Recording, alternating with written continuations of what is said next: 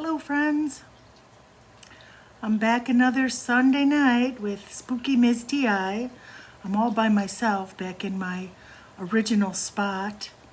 It's been like 3 weeks or so since I've been back in this spot.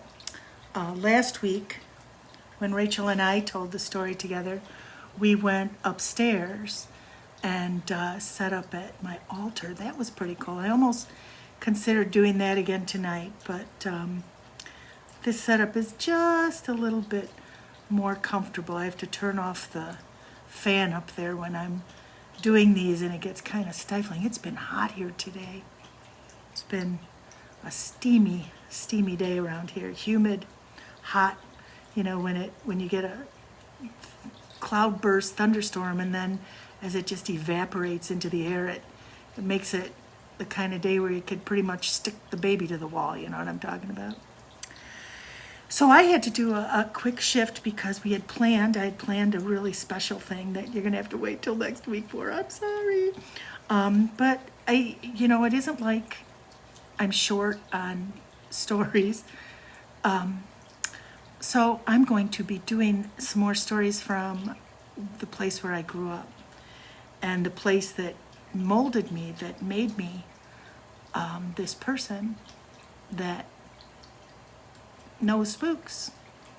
So I have this, I don't know if you can see this, I'm gonna hold this up. See this candle here?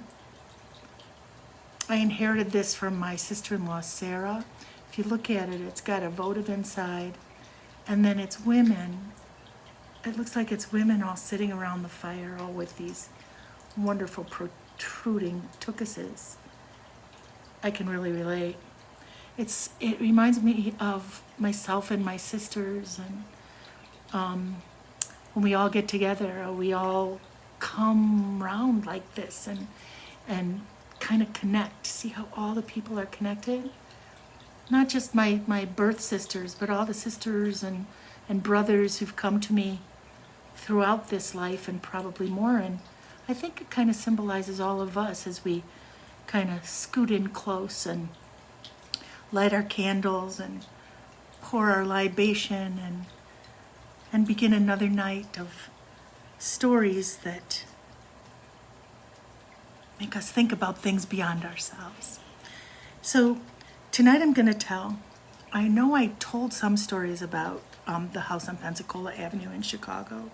I hope I don't repeat. I called up Rachel and said, which ones did I tell? Because there are so many, because I don't want to bore you with repetition. But I think I've got a few that I could put together that you haven't heard yet here. So here, those of you who know me may have heard these before this. And of course, family members lived through some of these stories. So I'm going to start when I was just school age, maybe 6 years old. And, cheers. Here's to another Sunday in a global pandemic. I know there's a lot more movement, but I hope you're all wearing your masks and still be safe. I can't believe they're talking about school starting with the numbers the way they are. It's crazy, but here we are. Here's to surviving together, because that's the only way you do survive, am I right? Okay, now on to the story. I was about 6 years old because when I was school-aged, when I was real little, all my siblings and I shared one big bedroom up in the front of the house. And then when we got older, my sister Kate and I got to get our own room with just the two of us, which was like heaven. Now, this room was really odd. When you came up the stairs, there was a small room right at the head of the stairs, and then you had to turn to go around the hallway that then faced the bathroom and the big bedroom. But then to the left there, as you're facing the bathroom, there was this little short alcove, like hallway kind of thing, very strange. So it pushed that room back as wide as the little room at the head of the stairs went. So it had this very closed, dark space before you got to the bedroom door. And at one point, there was a door on each side. And that just kind of terrified me. I was really glad that door had been removed, but to be stuck between those places. The odd thing about this room is that well, let me describe it for you, okay? It had one bed, one double bed that my sister and I shared. Smaller room, and it was in the back of the house where the eave came down. I'm gonna move this over so I don't keep shadowing my face as I move my hands. Where the eave came down at the head of our bed, and up in the eave were these narrow windows. So when you were standing in the room, you could not see out of those windows except up to the tree limbs and the sky above. But then when you were in the bed, as you walked in the door, directly in front of you, there was a large window very close to the floor, only about maybe a foot off of the floor, a great big window. And that looked across to Aunt Bernice and Uncle Irv's house, our neighbors next door. They weren't really relatives, but we called them Aunt Bernice and Uncle Irv because we adopted them. And there was a street light out there. And then there was a closet door. And the closet was kind of unusual too, because it was a shared closet with that front bedroom, meaning that when you opened the door to the closet in Kate's and my room, you could, if you dared, slip through that closet and open the door on the other side of it and enter into the master bedroom, the big L-shaped bedroom. And this was, it was strange to have a shared closet like that. I'd never seen anything quite like that before or since, but that was how it was made. And that closet was terrifying. That closet, I know closets are creepy, and that's a total cliche that closets are creepy, but I gotta tell you, this closet was exceptionally creepy, so much so that when we had to put our clothes away, my mother did laundry, and she did, in those days, little girls at school, you had to wear a dress, and these were not wash and wear dresses. These were like cotton dresses that had to be ironed and starched when they came out of the wash. The boys' pants had to be pressed, shirts had to be pressed. Laundry was a huge task. And when I was that age, we only had a washing machine. And that was in the basement, which was another fun place. But the washing machine, my mother would wash the clothes and then bring them up and put them on a line at my grandmother's house next door when the weather was forgiving enough. But in the winter, or when the weather was inclement, she would hang those clothes all over the house, like hangers from the dining room chandelier, from the backs of chairs, from the tops of door jambs. You had to be careful, because if you knocked down those clean clothes, you'd get a swat with that 8-foot cane fishing pole, which was not pleasant. So these clothes would be drying, and then my mother would stand in the dining room for, I kid you not, hours with that iron and that bottle of starch, ironing everybody's clothes. She also, most of the men who worked sent their shirts out to be done, but my mother was so expert at ironing that she even did my father's white dress shirts. And that was not, because if you got even a little crease in it, it wouldn't come out. You'd have to re-wet the whole thing. You'd have to start from scratch. And she got really good at this. But because this was such a arduous chore, our job, when our laundry was done, would be to take it upstairs and put it away immediately. All our dresses needed to be hung up in that closet. And the way it was is that when you open the closet door, inside of it, there was a bar that went sideways, I think. You had to step all the way into the closet to hang up the dresses. And they weren't on hangers. She would drape them on a chair.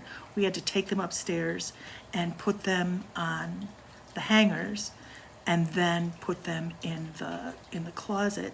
And all of our other clean clothes, we had to make sure they were folded and neatly put in our dresser drawers. We had a laundry hamper in our room, and I remember my sister once not wanting to put away her clothes and putting it all in the laundry hamper, and she got a whack for every single item of clean clothing in that laundry basket. And it was not 5 nor 10, it was quite a few more. So I learned from other people. I was not that person that had to do it myself to learn. I watched that and was very careful about putting my clothes away. But the other thing is that we would not be alone in the house. That just was not an option, day or night. It was not okay. But upstairs, especially, or to put clothes in the closet, no way. Here's how we did it. So Kate and I would go up together, and one would carry the dresses very carefully, and the other would carry the clothes for the drawer. We'd set it all on the bed. And then we would do eeny, meeny, miny, mo to see who would open the closet door and who would step in to grab the hangers. And Kate, being a couple years older than me, it was amazing. I always seemed to lose the eeny, meeny, miny, mo. I wonder if she knew how that worked. Anyway, when we opened the door, I would say, okay, open that door, and that person would stand in that door so it couldn't accidentally swing closed while you were in there. And I would take a deep breath, and I would jump in that closet, and I would look for all of the empty hangers, and sometimes you'd have to go through things and find the empty hangers and pull out the empty hangers, and we'd climb out and slam the door shut while we put the dresses on the hangers. And then again, we would do the eeny, meeny, miny, mo, which I would lose.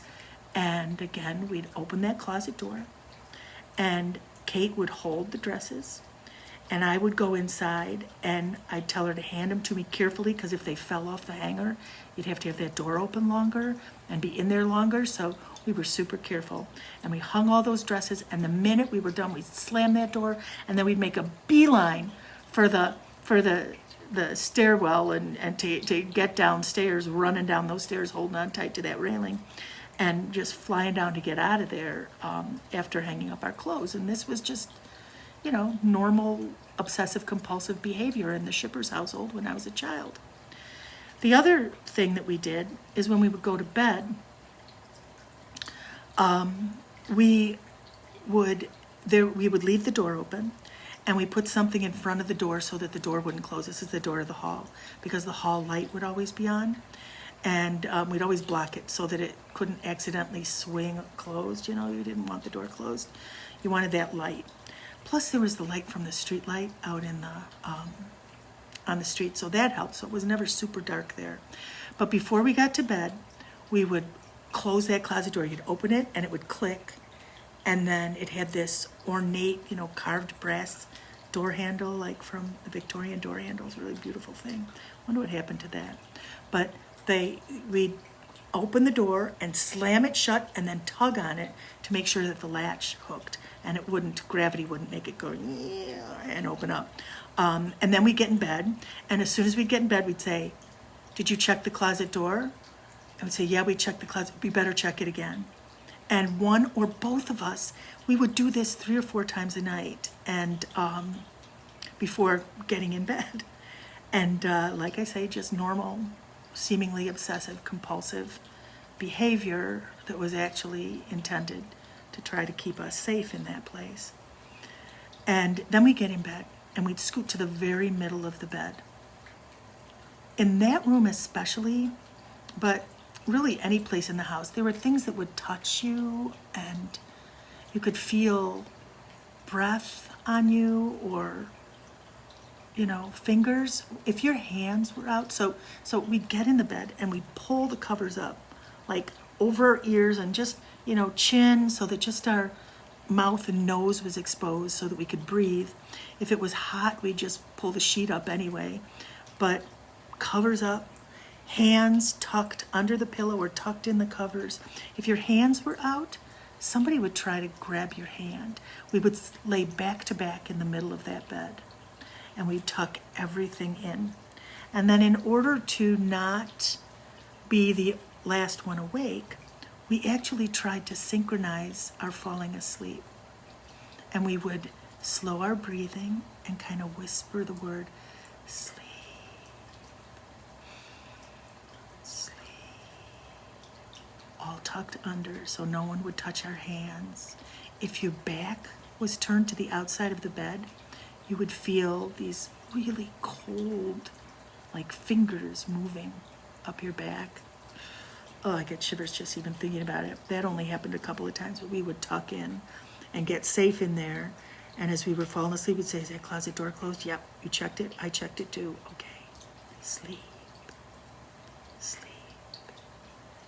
And we would drift off to sleep listening to the other and pretty much fall asleep about the same time as the other did each night. And then hopefully sleep all night. Well, I remember the first time I didn't sleep all night. And I woke up and I had no idea what time it was. There was no clock in the room. There was no way of knowing. Like I said, I'm like 6 years old. And I woke up and I was kind of laying on my back. So I had moved in my sleep. Everything was still tucked in. So I was kind of safe, I felt. But I listened, hoping it wasn't too late, and that maybe my parents were still up. So I listened really closely to hear the television. And I couldn't hear the television. And then I listened even more closely to see if I could hear their quiet voices. Their room was downstairs at the end of the hall. And sometimes they would lay in bed and talk, and I'd listen. And I couldn't hear that. And I couldn't even hear any traffic out on Montrose Avenue, which was the busy street across the alley and through the other houses. And Montrose Avenue was a busy street unless it was the wee hours. So I just assumed it was very late. I was the only one in the house. The only one awake. But not the only one there. And when I realized everyone else was asleep, I could just feel the energy of something right there. I could feel something moving in close, watching somehow. But I decided I'm going to just do all of the tricks that my mom taught me to go back to sleep. And I looked, the light that came in from the window, it was, everything seemed so dark. And even that small bit of light, I don't know if the hall light was still on, because I didn't get light coming in from that side of the room, but it was coming in from the low window near the floor, and I kind of looked out that window. I didn't want to turn over because I didn't want to move too much, because if there was something there, I did not want it to know that I was awake. So I scrunched my eyes closed, almost close. You could see, those kids when they play the games where close your eyes and they're all looking through their eyelashes like this. So I kind of did that, looking out the window. And I tried one of the other tricks my mom taught us. And this was, I pretended that I was a bag of sand and with a hole at the top of my head, and the sand was draining out. And so I started by relaxing my toes and my feet, and imagine the sand just draining out as it went up my body. And I started to drift off and close my eyes, but something kept startling me awake, like, stay alert, stay alert, something is happening. And then I thought, okay, I'm going to get a focal point. Now, I didn't know it was called a focal point, but the light from the street light was reflecting on that brass doorknob. And at that point, I think I may have needed glasses by then, but I could still see pretty well. And I saw that light there, and so I focused on that light as I relaxed my body and felt the sand leave my body. And as I was looking at that light, it appeared as though the doorknob started to turn, just so slowly. More slowly than just so slowly that I said to myself, that's not really moving, it's just my imagination. My eyes are playing tricks on me.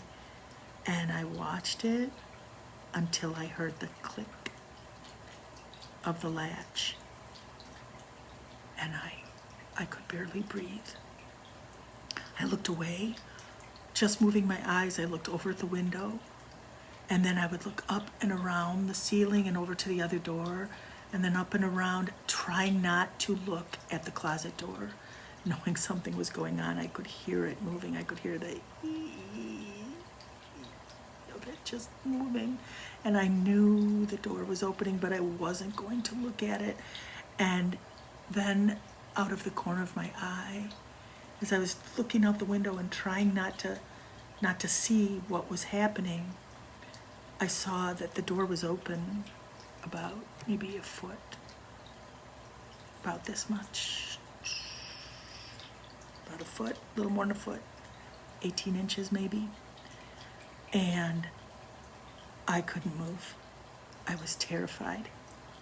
I knew someone was in there. I knew that he was there and he saw me. And I could feel him there before I could see him. And I kind of kept my eyes closed. I knew that my only defense was to pretend I was asleep, because maybe if I was asleep, he wouldn't say anything to me or even show himself fully to me or touch me or anything. And I could just pretend to be asleep and be like invisible. That was it. I was willing myself invisible when I saw him begin to manifest in the closet. And it started with his face. And his face was drawn and anguished, just anguished. And he was standing there and he was wringing his hands in front of him with this horribly sorrowful expression on his face. And I looked at him, and it was the strangest thing. I didn't feel fear. All of a sudden, all I felt was this immense, devastating sorrow. Now, I'd been sad. I knew sadness. I knew lots of different emotions. I'd seen rage, I'd felt anger. I had a big toolbox of emotions I had known and understood by my young age. And yet this was something I had never felt before. It was a hopelessness. It was a terrible, terrible, desperate hopelessness that I felt coming from this man, and I was feeling it. And as I felt this, tears just started falling from my eyes. It wasn't like, when you're a little kid and you cry and it's like, no, I couldn't move. These desperately sad tears just dripped out of the corners of my eyes into my ears and my pillow, and I still couldn't move. And I stood there watching him as he looked at me, and I felt his unbearable pain. And I felt no fear of him. I felt nothing but pity and empathy for this guy. I was just a little kid, and here is this man suffering so much in front of me, and I just felt it with him. And all I could feel was like, I didn't feel like I wanted to help him.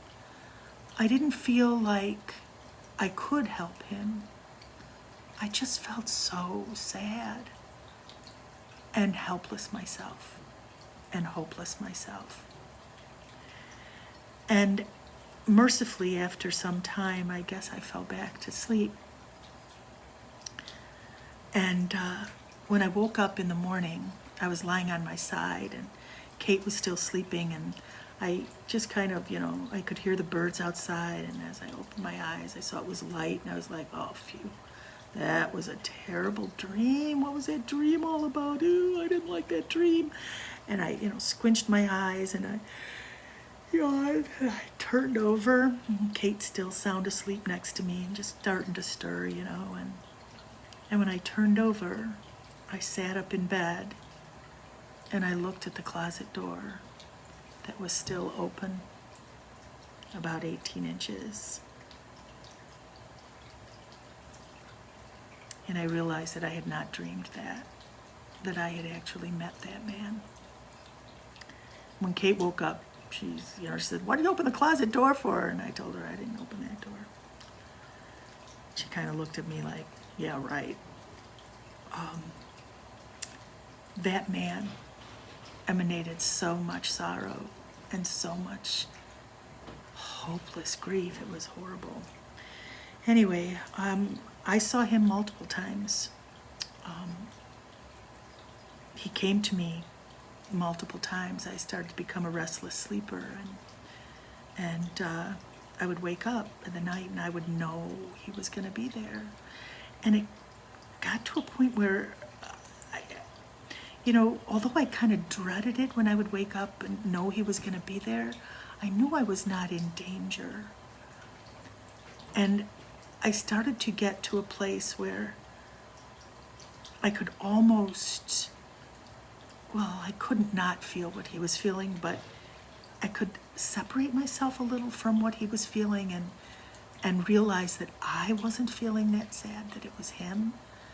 And he was trying to express his sorrow the only way he could, by sharing his emotion with me. And I think that's one of the ways that I learned how to connect with spirits, is those nights alone and awake, until I learned how to leave. That'll be another story, talking about my astral traveling, my spirit travel. But there's, I gotta take a breath after that.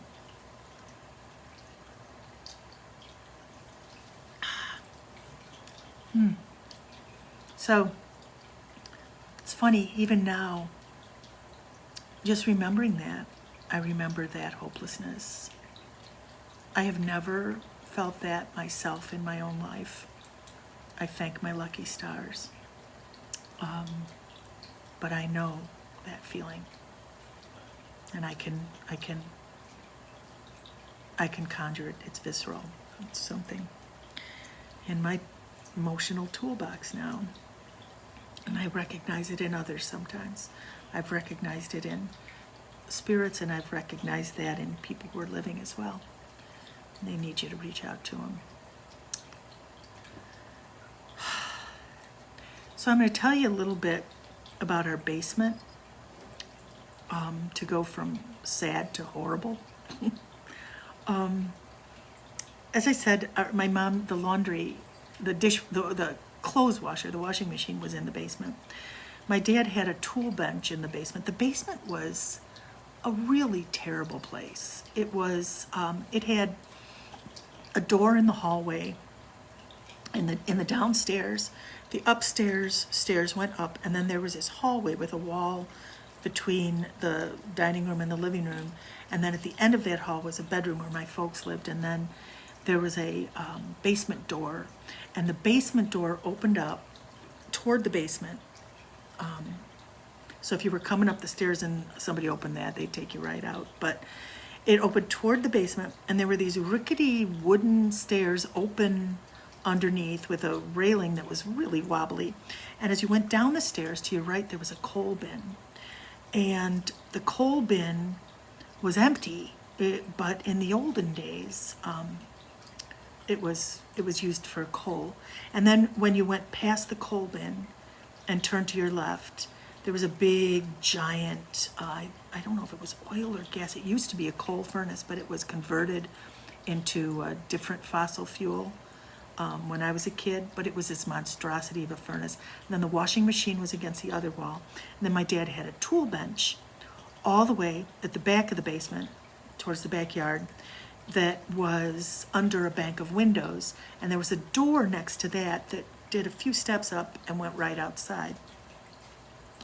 And my dad, as I said, he had a tool bench there where all his tools were. Of course, he never worked there. He just kept his tools there, and he never went down the basement stairs from the house to go get his tools. He would always go out the back porch and down the back stairs and through the outside and in through the outside door to get his tools, so he didn't have to go all the way through that basement.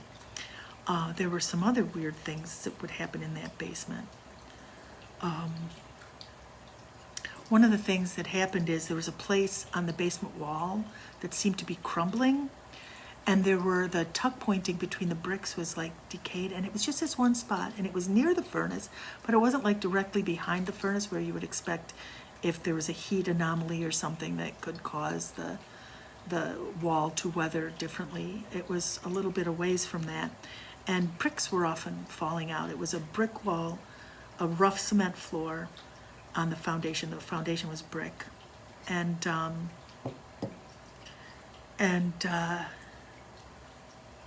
so we used to play this game. My childhood was just very weird, and we all hated the basement. The basement was scary as hell, and there was something just terrible in that basement. And the minute you entered the basement, you could feel it. So we had this really fun game that we played in the summertime, where we would stand outside the basement door in the backyard, the side yard by the driveway. The driveway was all black cinders left over from the Chicago fire, and the bricks inside were fire bricks from the Chicago fire, where they were salvaged from buildings after the Chicago fire, because the house was built shortly after the fire. It was built by these brothers whose last name was Davidson, and then they sold it, or their lawyer sold it, their estate sold it to my great-great-grandma, who gifted it to my great-grandma and her husband as a wedding gift. And then we rented the place for my great-grandmother. I know I may have said that in the other stories about the Pensacola house, but I think there may be some people that are just joining, and so I want to give a little backstory with that. So the house had been in the family for generations, but before my family lived there, another family lived there. So the game that we played would be, we would all stand outside the basement door. And remember the rule about never being alone? Well, that rule was thrown to the wolves for this game, because this game consisted of each of us taking turns and stepping down those 3 or 4 steps into the basement, and the rest of the kids outside slamming the basement door shut and starting to count. 1, 1,000, 2, 1,000, 3, 1,000, 4, 1,000, counting, and you would stand in there and try to see how long you could stand there before you screamed, "Let me out, let me out." And the minute you said, "Let me out," the rule was they would fling the door open and you go running out of there, breathless and terrified and sweating and freaked out. And I was pretty good at that game, because the way that you played, the way that I could stay for like 30 seconds sometimes, because the trick was that you'd stand close to the basement door, to the outside door, and try to maintain a connection. Sometimes I would even touch that door so that I felt like I had some kind of connection to my siblings waiting outside to open the door. And I would stand there listening to them count, and I would not look to my left or to my right. I would look only at the door, and to stand there until you could feel it coming closer and closer and closer and closer and closer. And when it was almost close enough to touch you, that's when I would scream, "Open the door, open the door." And they'd fling the door open, and I'd go tumbling out and fall onto the floor, and we'd all laugh and roll on the floor because of the adrenaline rush. We were all little shippers adrenaline junkies. And then it was somebody else's turn. Now, and we would do this for fun, and for the adrenaline rush. Well, there was a kid who lived at the end of the block. Now, our neighborhood was filled with children.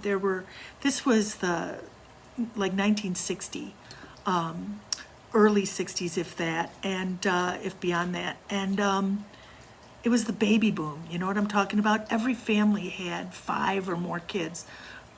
Every family was this huge family, but at the end of the block lived a boy named Jimmy who lived alone with his mother and his Italian grandmother. And his mother and grandmother, his grandmother only spoke Italian. And she would always speak Italian to him, and his mother spoke Italian to the grandmother and would speak Italian to Jimmy. And Jimmy was kind of, he was kind of a sheltered child, and we were the wild adrenaline junkies down the block, but he loved us, and we would play together. And we'd go down and we'd stand. You never rang a doorbell when I was a kid. You would go and you would stand outside and all chant together, "Yo, Jimmy, can you come out to play?" And we'd wait. And then we'd hear this kerfuffle inside in Italian. And pretty soon Jimmy would come skipping up the garden. They lived in the garden apartment, 3-flat. And he'd come down and he would stand and watch us play this game with just this look of horror on his face, because, we told him about how scary the basement was, and there were monsters that lived in the basement, and we were not very nice. It was true. There were monsters that dwelt in the basement. So this one summer afternoon, Jimmy was there with us, and we started to ask him if he wanted a turn. And he was like, no, I don't want to have a turn. I don't want to go down in that basement. We're like, don't be a baby. You could go down there. Remember, the minute you say, "Let me out," we'll open the door. Don't worry. You're not going to get hurt or anything. It's not, and the windows are right there. It's light. It's not dark, He's like, no, I don't want to do it. And we just coaxed him and talked him into it. And he's finally agreed to go down in the basement. And I have to tell you, children can be very cruel. And this was a time that made a huge impact on me.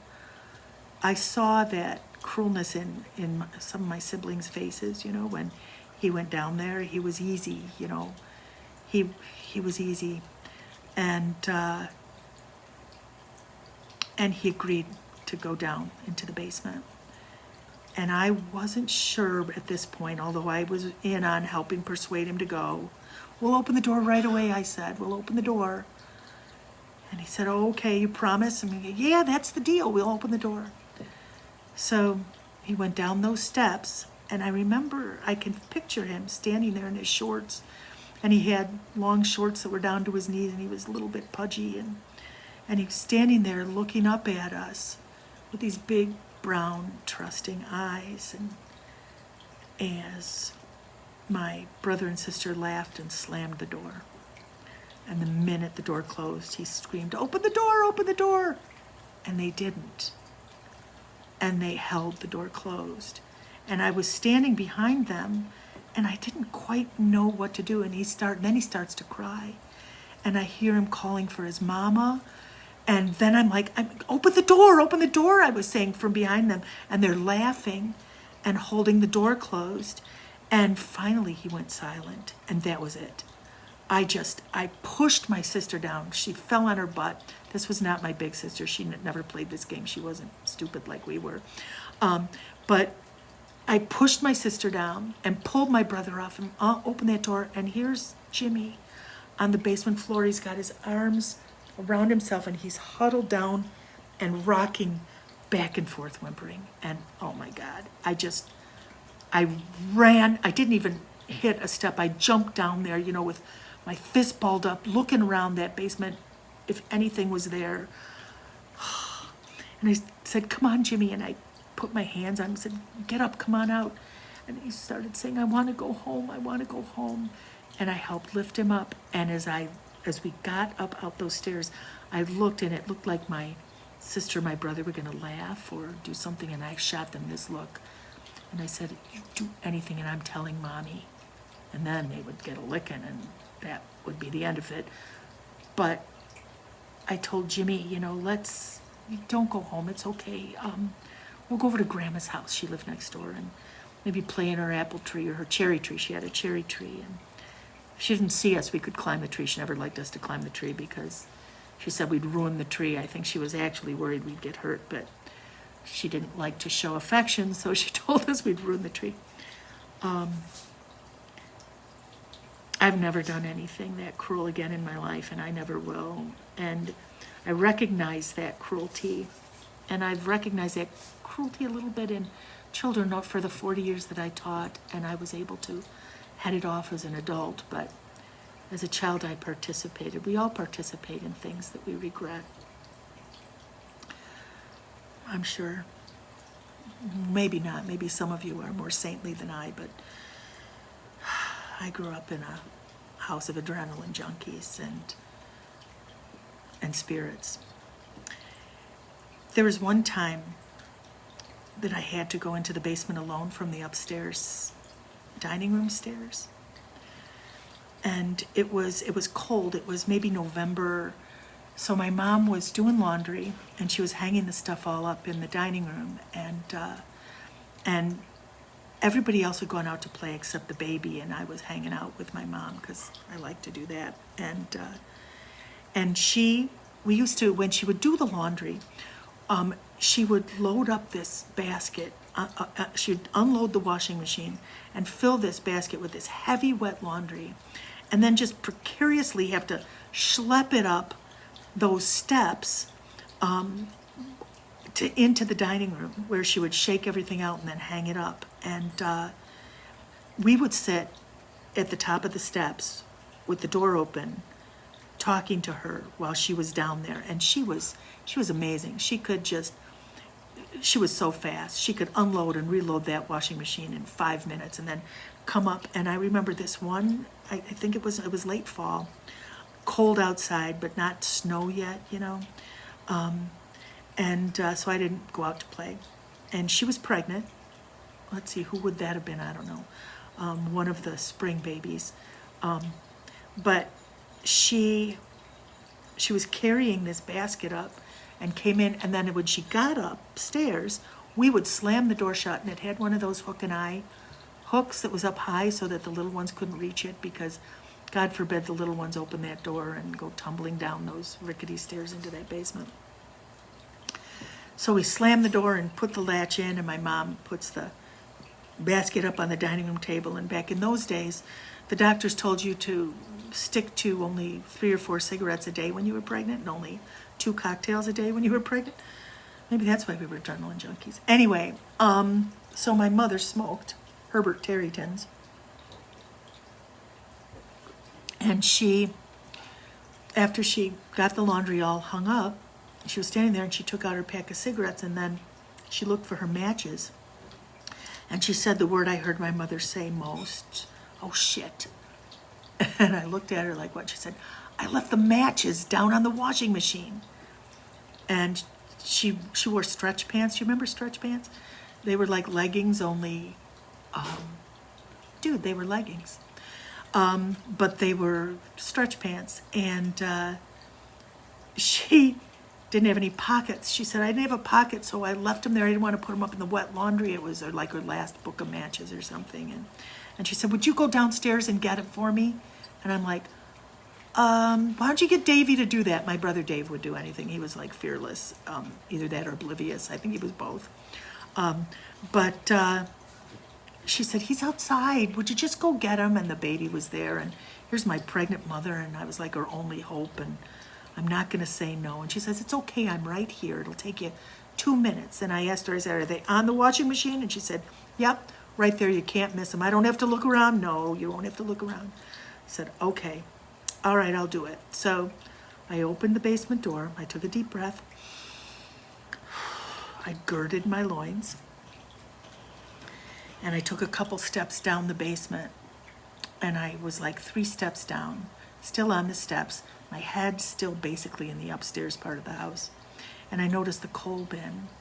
And I remembered stories that what my grandmother had told me about the coal bin, because we were always admonished to stay out of there because the walls were still had coal residue all on them, and if we went in there, there was nothing in there. Nothing was stored in there. It was this empty space with coal dust, some coal dust on the floor and on the walls, and my mother, we were never allowed in there because it would make a terrible mess on our bodies and our clothes, and we'd drag it up into the house. But my grandma told us the stories of how the coal man would come with a wagon, and even when they had cars, he still had a horse-drawn wagon that came up the street, and he would holler out that his presence, and people would go out and pay him for as many shovelfuls as they could afford. And then he would take this great big shovel and scoop the shovel out and put it in the coal chute. And my grandma said that their house, when they were younger, that big house was so cool because it had a coal chute on the outside. You didn't have to carry your bucket of coal into the basement. It would just shoot down a chute into the coal bin, so it didn't get the house all dirty and got the world all dirty, but that's another story. But then the coal man would travel back down the road, and she talked about how my dad and his brother, my Uncle Jerry, used to run after the coal wagon because as it went over the street, big chunks of coal would fall out. And coal was precious, you heated your house with coal, and so they'd run up the street, and she said, but your dad and Uncle Jerry would always holler after the coal man and tell him, hey, you dropped some coal, and he would say, keep it, it's yours, because they were so honest. And I always thought that was such a great story, how honest my dad was, and his brother, my Uncle Jerry, and they were amazing little boys. My grandmother told stories about them all the time. So I'm sitting there thinking all this when my mother says, are you going or aren't you going? And I'm like, oh, right, okay. So I started down those basement steps, and I'm holding on to that rickety railing, and the minute my feet hit the floor, I knew I wasn't alone. I looked across to my right, and I saw the washing machine probably 10 feet, 12 feet max away from me. Right on top of the washing machine were the matches. And I looked to my left, and there was the wall, and I knew something was right to my left. And I took one, maybe 2 steps in, and I froze. I could feel the presence of something really strong, just right to my left, and I wasn't gonna look. I kept my eyes on those matches, and I started thinking if I could sprint to the matches and then turn and sprint up, I could just grab them quick and not look and run back up those stairs. But then I heard this strange sound. It sounded like a shh, well, not like that sound off in the distance, that's Bunce in the background. It sounded like this scraping sound, like a...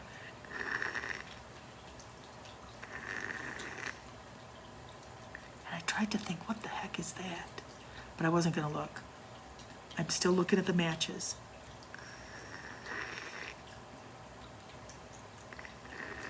Plop! And I jumped a foot.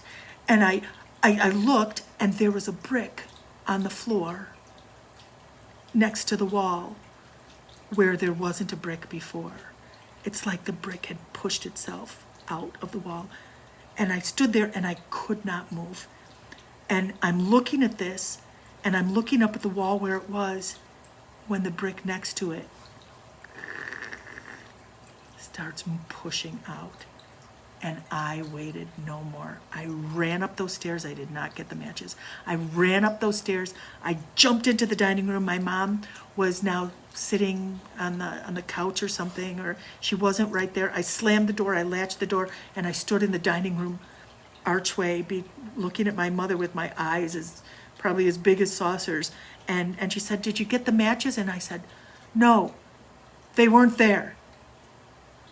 And then I said, "I'm going outside." And I went and got my coat and all my stuff on, and I went outside. And when I went out, as I was putting my coat and stuff on, I just wished so much that I knew I lied to my mother, and I knew that was a sin, and I was going to have to tell the priest when I went to confession on Saturday so that I could take Holy Communion on Sunday. And I knew I was going to have to tell him about Jimmy, too. We told him about that, too. The priest must have thought, what's wrong with these people? But I hoped that God would understand how dire a situation I was in. But more than that, I just really wished that those damn bricks would stay in that wall. Those bricks were always coming out of that wall. When my father would go down there and he'd see the bricks out, he would come upstairs furious. "Who's been pulling the bricks out of the wall?" he'd say. He'd like yell at us, and we'd all have to stand in a line, and we'd look at each other accusingly, you know, like, "I didn't do it. Did you do it? I didn't do it." And invariably someone would blame my brother or something, but nobody ever fessed up. And my father would say, the whole house is gonna come down if you keep pulling out the foundation bricks. And then he'd turn his wrath on my mother and yell at her, "These kids are doing blah, blah, blah." And it's like, as if she could, But none of us ever seemed to be taking the bricks out, and yet I witnessed none of us taking the bricks out, and still they came out. So I got about 10 minutes. Wonder if I have time for the next one. Should I go short, or should I tell the rest of this part? I guess I'm gonna continue a little bit. If I go a couple minutes over, you won't get too mad at me, I hope. So years later, when after we moved out, my Uncle Gerald and his family moved in, and then when my Uncle Gerald passed away, his family moved out. And when we moved, we took some things, but when they moved, we had to take everything out. And it appeared at our house. So we'd go to school, and I was a teenager by this time, and we'd come home from school, and there'd be new boxes filled with pictures and treasures and all kinds of things. I think of family and just history. And there was one day where there was a trunk. And we would go through the pictures, and they all had, like, on the back of them, it would say who it was and what year it was. And anytime we didn't know what it was, either my mom would know, and if she didn't know, my dad would know. My dad would always tell these great stories about the people whose pictures we found. Well, in this trunk, we went through, and there were these old newspapers. There were newspapers from the start of World War, from Pearl Harbor. There were the front page from Pearl Harbor. There was the front page from before that, there was, and as you went down through the trunk, these yellowed newspapers, it was like a history of America, just layer by layer. You went deeper and deeper into the history of this country until it was like the early 1900s. And then beyond family stuff, we started finding papers and artifacts with the name Davidson on it. And this was not a name that I knew. I knew all of our family names. I knew the Lyons, I knew the Murphys, I knew the Walshes. I knew all those names. So this was not a family member, and we were just curious about who were these Davidsons. And all my father said was they weren't good people, and that's all he knew. So one day, the day that we went through this trunk, down at the bottom, we found a packet of letters. There were maybe a dozen or 15, a dozen or a little bit more letters. And they were all, letters with faded ink, and they were tied up with like a rotting blue ribbon. And, I wanted to be an archaeologist. And so when we got to this, I took it upon myself to carefully open these letters, because they were very fragile. They were very old. And when we opened them, each of the letters was addressed to friend Davidson. And then they were love letters. And like the first ones were just friendly affection. And as they went on, they became more and more affectionate and almost intimate, but not explicitly intimate, but just like you could see this growing relationship through these letters. And for me, as a teenager, this was like amazing treasure. And I was looking at each one, and each one was signed fondly, and then just the letter C. And the C had like a curl, and then C. So it was done with a dipped pen or a fountain pen or something. C. And the ink was faded, so it was just gray in these letters. And as I opened them, they had 3 creases. They came out of the envelope in 3 creases, and very carefully, so as not to crumble these letters. And we read them all, and we're like, who is this? Who's Davidson? And who is C? And we said, we got to show Dad this. My mom had no idea what they were. So we kept the letters together and set the ribbon by the side and waited for my dad to get home.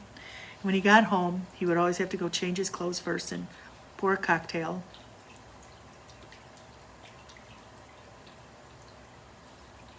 While my mom prepared his dinner, and then after he got to settle down and put his feet up on the coffee table, then we could start asking him questions. And so we showed him some pictures that we'd found, and then we showed him the bundle of letters with one open and said, what do you make of these? Who is this? Who are these people? And he did a really strange thing. Usually he knew right away. And this time he held it, and he ran his hand down the letter and then looked off. And he said, see. And he turned to my mother, who had now come in from the kitchen and was snuggled up next to him on the couch. And we were all watching, waiting for some great story. And he said, Jackie, do you remember that dream I had? And my mom said, what dream, Dave? He said, remember, it was in the old house, and I woke you up, and I told you it, and you had to remember. It was about somebody and my mom said, I remember. It was like Karen or Carrie and my dad holds a letter, and he says, Kara. And then he told us the dream. And in his dream, he said he saw himself standing in our living room, and it looked like it was when it was our living room. And then he started hearing a voice chanting the name, Kara, Kara, Kara. As the room faded and then reappeared with strange furnishings and with gas lights, as if it had been when it was first built. And he said he saw the whole thing through a tunnel, looking through the bottom of a glass. So he couldn't see anything to the side, but he saw, after this name was repeated, himself through this small scope of vision, walking up those stairs, walking down the hall. There was a wall in front of him where the bathroom door was, turning into the master bedroom, going to the bathroom door in the master bedroom that was not a bathroom, but was a bedchamber. He said he watched himself, he watched from standing at the foot of the bed, and in the bed there was a woman with long black hair, white bed linens, a white nightgown, sleeping in the bed and with her head turned. And then he saw, as if it was himself, go to the side of the bed and lift a big, carving knife and thrust it into the woman, into her chest, again and again. And the blood just spread through all of the bedding until it was crimson. And then he said he felt like there was someone else there, and he and somebody else lifted her lifeless body from the bed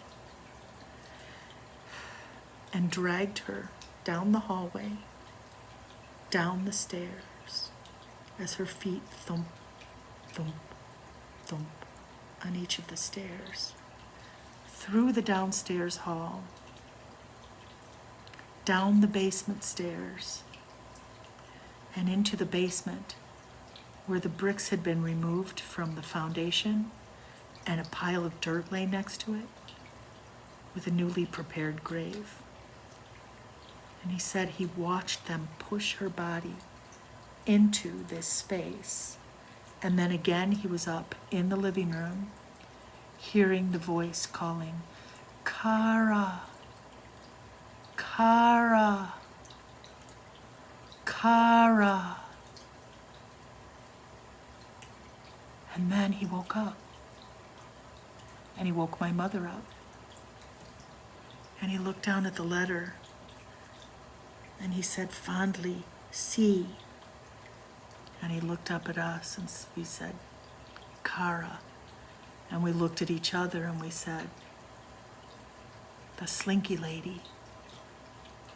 If you heard my earlier story, you'll know about the Slinky Lady. If you haven't, listen to the earlier stories. We stayed up really late that night. It was a school night, and we stayed up late talking about that. We said to my dad, you know, that's where the bricks, he said, that's where the bricks were coming out of the wall. And we all said, that's where the bricks were coming out of the wall. That was her grave. That was where Kara had been disappeared away behind the bricks in that basement wall of that house. And none of us, we all said, none of us ever removed those bricks. None of us ever got near that part of the basement. There was nothing in that part of the basement. It was like, you know, nothing was stored there. The rest of the basement had stuff stored in it, but that one space was open. Nobody went near there. And in his dream, that's where they buried Kara. And we know, we know, that the Slinky Lady that we saw endlessly walking up and down that hallway was Kara, retracing the path that they dragged her body. And now I realize, too, that that man in the closet was probably the man whose eyes my father saw through.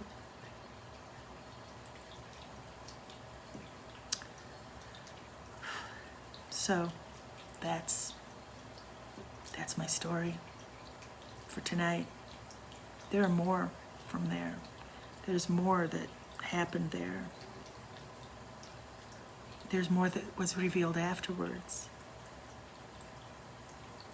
I did learn the story of Kara and the Davidsons, but you'll have to wait for my book for that. It's only a few more weeks till it comes out. Oh my goodness. While I was writing my book, telling these stories from that house, those ghosts came to me and told me their story, and that's what's also in the book. So sometimes the things we're most afraid of, that seem so terrifying, are just hurting. You know, a ferocious, terrifying animal is sometimes just terrified. We're afraid to see each other's pain. We're afraid to feel each other's pain. And so we move away and we close our eyes. But without that, when we do see each other, when we do acknowledge one another's grief and pain, we can help to release it. We can help, not always, but we can let those who are grieving and in pain know that we feel it, we know what they're feeling, and just give them love, you know. The scariest ghosts sometimes need acknowledgement, need love. We all do. Sometimes when I'm the scariest is when I need love the most. How about you? Yeah, so once again, we come to the end of a Sunday night. Once again, I want to remind you to be kind to one another, and please be kind to yourself. We're all making this up as we go. All of us, our lives. But as we make it up as we go, we've got each other, right? We can gather in circles, put our arms around each other, well, virtually, but we will again. We'll be able to do this again. As long as we take care of each other and stay here, right? I'll see you next week. And meanwhile, have a wonderful week. May good things happen to you. And if not, may you have the grace to get through whatever does happen. Take care. Good night.